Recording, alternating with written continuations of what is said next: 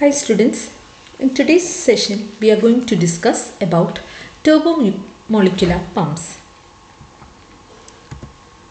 Now, a turbomolecular pump is a kinetic vacuum pump.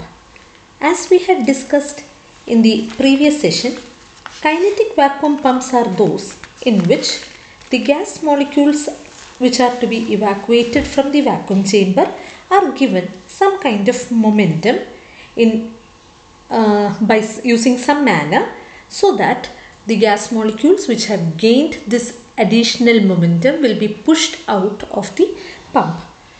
Now, turbomolecular pump is a kinetic vacuum pump in which this momentum transfer to the gas molecules is done by means of some mechanical moving parts.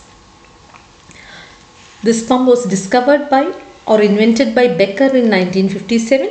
It is used to produce clean, consistent and predictable vacuum, and together with a roughing pump it can produce an ultimate pressure in the range below 10 raised to minus 10 torr, and it is developed from a molecular drag pump. It is 10 raised to minus 10 here.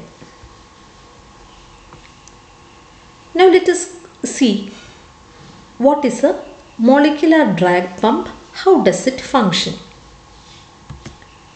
A molecular drag pump consists of a rotating mechanical metal cylinder which rotates at high velocities inside a sealed casing. That is, something like a hollow cylinder will be there, and inside it there is a solid metallic cylinder which rotates at very high velocities.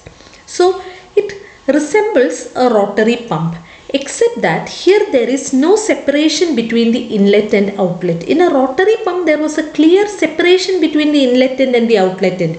We know that in the rotary pump the rotor is placed eccentrically. It is positioned eccentrically so that a part of the rotor is in contact with the stator, and through the rotor there are two vanes which touches the body of the stator at two ends, thereby separating the inlet and outlet, whereas here there is no such separation between the inlet and outlet end.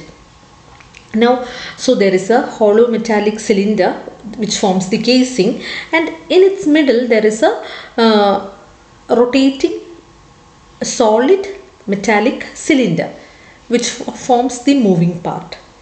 Now the gas molecules which enter the casing at their thermal velocities will hit the moving cylinder surface, and on hitting the cylinder surface they will gain an extra velocity and they will move along the direction of rotation of the cylinder. Now the gas molecules, thus receiving an impulse during each collision, will be dragged along with the rotating cylinder and it will be finally pushed out of the vacuum pump. So this is how a molecular drag pump works. So I think it's clear to you. There's a metallic cylinder which is rotating and it's placed inside a vacuum sealed casing. Now it is similar to a rotary pump, except that there's no separation here between the inlet and outlet end. Now the gas molecules entering the casing will hit the moving cylinder and they'll gain an extra velocity and they'll begin to move along the direction of the rotation of the cylinder. So the gas molecules receiving this impulse during each collision is dragged out of the rotating cylinder and it's finally pushed out. Now two essential conditions that we must two essential requirements of this pump are: the impulse received by the gas molecules must be greater than the thermal velocity of the molecules, because the molecules are entering into the casing at their thermal velocities, so it must gain some velocity much more than the thermal velocity so that it will get pushed out of the casing. And the mean free path here should be large compared to the pumping area. Mean free path should be large means there must be no intermolecular collisions, or intermolecular collisions must be very much minimized. Collision must take place between the gas molecules and the body of the rotating cylinder, and that is the favorable collision that must take place here, and the collision between the molecules need to be restricted or prohibited. Okay, so these are the two essential requirements for the functioning of this pump. So I hope molecular drag pump is clear to all of you. Next we come to our actual pump, that is the turbomolecular pump. We discussed about molecular drag pump because it was the turbomolecular pump was developed based on the molecular drag pump. So this is a schematic diagram of a turbomolecular pump. So it consists of a series of discs. There are a series of discs here. So this darkened part here, it is actually a circle around this rotating rod, and on the circular disc a number of blades are fixed. It will be something like this. See, there's a disc here. This is the rotating rod. This here it rotates, and there is a disc, and attached to the disc there are several blades. About 20 to 60 blades will be there. So we are viewing it in a different direction here. So we have cut it along the rod, along the length of the rod. So these are the rotating blades, or which form a part of the rotating disc, and there are also stationary discs which are not rotating. They are fixed to the body of the cylinder, or fixed to the body of our pump. So there are discs like that, and on these discs also there are blades. Now the fixed blades are fitted to the stator, and the moving blades are fixed to the rotor. So this is the stator and this is the rotor.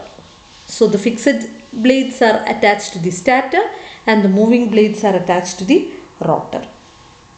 Now each rotor stator disc pair, a pair of a rotor disc and a stator disc, forms a single compression stage. Now a single turbomolecular pump will have about 40 such stages, that is about 40 pairs of discs, rotor stator discs. And the moving disc moves at, or it rotates at very high velocity. The moving discs are rotating at very high velocity, so that the peripheral speeds of the blades can be in the order of 500 meters per second. Such high velocities are attained at the peripheral edges of these blades. Now what happens is, the gas is drawn in from the vacuum chamber through the inlet end. So I have marked the inlet here. So the gas is drawn in through the inlet end, and these discs will rotate. When these discs rotate, what will happen is, the rotor impulse is transmitted to the molecules, or the turbomolecular pump compresses the gases by momentum transfer from the rapidly rotating blades of the rotor disc to the gas molecule. So a momentum transfer takes place between this rotating discs to the gas molecules which enter into our pump, or there is a rotor impulse which is transmitted to these molecules. So the gas molecules are entering along the inlet side in random directions. Now they get a specific direction of motion. The gas molecules change their motion to a directed motion, thus achieving which is achieved during the pumping process. And finally what happens is, the gas is expelled out. It rotates, all the gas molecules begin to rotate along the direction of these rotating discs, and they are expelled out of the pump through the exhaust. So this is how it works. And as in the case of the molecular drag pump, here also the mean free path of the particles must be very large. It must be larger than the spacing between the rotor and stator blades. So I hope the functioning of a turbomolecular pump is clear to all of you. So it consists of a series of discs on which rows of blades are attached.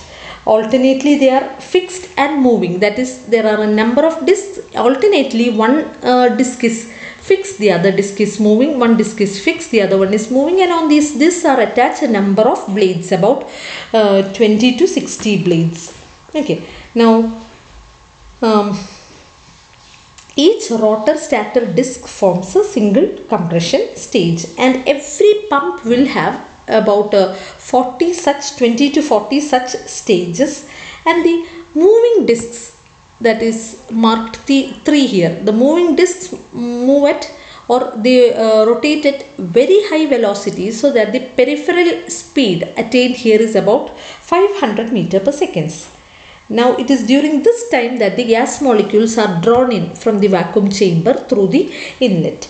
Now what happens is, there is a momentum transfer from these rapidly rotating blades to the gas molecules, and their random motion gets changed to a directed motion. That is, the random motion of the gas molecules get changed to a directed motion along the direction of rotation of these rotating discs, and finally they are pushed out of the vacuum pump through the exhaust. So I hope the functioning of the turbomolecular pump is clear to all of you. So this is another version, another type of a turbomolecular pump. Here the stator disc is below the rotor disc. It is not attached to the body of the pump, or it is not attached to the stator is not the casing, not on the casing, but it is here somewhere. Below the rotor disc lies the stator disc. So this, and the stator disc has blades on it. So this is the rotor disc with rotor blades attached to it, and there is, below it there is the stator disc with the stator blades on it. Now the ultimate vacuum gained by the turbomolecular pump depends on all these factors. That is, it depends on the molecular weight of the gas to be evacuated, rotational velocity of the pump rotor, the flow channel geometry, total number of rotor and stator blades per stage, and total number of stages. And the maximum compression ratio, which is an indicator of the ultimate vacuum that can be obtained, is given by K is equal to exponential Vg root m, where V is the pumping speed, m is the molecular weight of the gas, and G is a factor depending on the stator and rotor blades. Next, the variation of pumping speed with pressure.